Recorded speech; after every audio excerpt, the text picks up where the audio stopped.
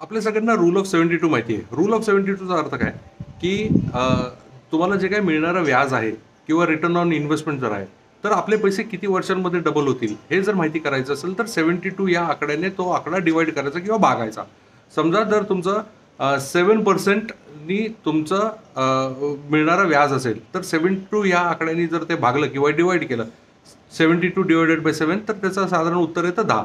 याचा अर्थ असा की तुमचे 10 वर्ष लागतील तुमचे पैसे डबल होण्यासाठी. ओके.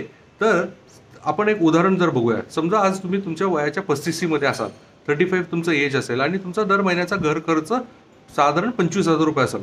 तर आजपासून 10 वर्षांनंतर म्हणजे ज्यावेळेस तुम्ही 45चे व्हाल, त्यावेळेस हाच जो 35,000चा खर्च आहे, हा 45 सॉरी हाच खर्च 50,000 रुपये होणार आहे.